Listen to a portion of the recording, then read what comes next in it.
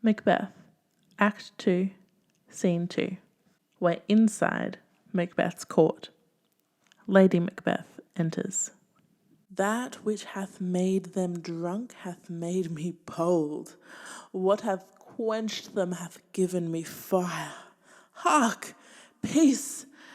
It was the owl that shrieked, the fatal bellman, which gives the sternest good night. He is about it, the doors are open, and the surfeited grooms do mock their charge with snores. I have drugged their possets, that death and nature do contend about them, whether they live or die. Macbeth from offstage. Who's there? What, ho! Alack, I'm afraid they have awaked, and 'tis not done. The attempt and not the deed confounds us. Hark! I laid their daggers ready. He could not miss 'em. Had he not resembled my father as he slept, I had done it. Macbeth enters. My husband! I have done the deed. Didst thou not hear a noise? I heard the owl scream and the crickets cry. Did you not speak? When? Now, as I descended. I. Hark! Who lies in the second chamber? Donald Bain. This is a sorry sight. Macbeth looks at his hands. A foolish thought, to say a sorry sight. There's one did laugh in sleep, and one cried, Murder! That they did wake each other. I stood and heard them, but they did say their prayers and addressed them again to sleep. There are two lodged together. One cried, God bless us, and Amen the other, as they had seen me with these hangman's hands, listening with fears. I could not say Amen when they did say God bless us. Consider it not so deeply, but wherefore could not I pronounce Amen? I had most need of blessing, and Amen stuck in my throat. These deeds must not be thought after these ways, so it will make us mad. Methought I heard a voice cry, Sleep no more! Macbeth does murder sleep.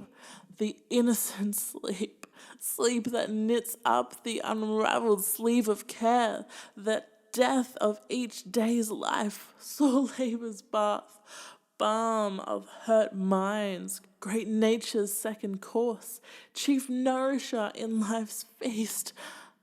What do you mean?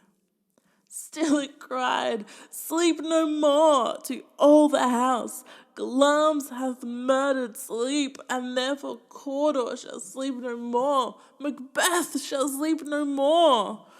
Who was it that thus cried? Why, worthy Thane, you do unbend your noble strength to think so brain-sickly of things. Go get some water, and wash this filthy witness from your hands. Why did you bring these daggers from the place? They must lie there. Go carry them, and smear the sleepy grooms with their blood. I'll go no more. I am afraid to think of what I have done. Look on it again I dare not. Infirm of purpose! Give me the daggers. The sleeping and the dead are but as a picture. 'Tis the eye of childhood that fears the painted devil. If he do bleed, I'll gild the faces of the grooms withal, for it must seem their guilt. Lady Macbeth exits. There's a knocking within. Whence is that knocking? How is it with me, when every noise appalls me? What hands are here? Ha! They pluck out mine eyes. Will all great Neptune's ocean wash this blood clean from my hand? No, this my hand will rather the multitudinous seas in incarnadine, making the green one red. Lady Macbeth enters. My hands are of your colour, but I shame to wear a heart so white. There's knocking within. I hear a knocking. At the south entry, retire we to our chamber. A little water clears us of this deed. How easy it is, then. Your constancy hath left you unattended. There's a knocking within. Hark! More knocking! Get on your nightgown, lest occasion call us, and show us to be watchers. be not lost so poorly in your thoughts. To know my deed, 'twere best not to know myself. There's a knocking within. Wake Duncan with thy knocking. I would that you couldst. They both exit.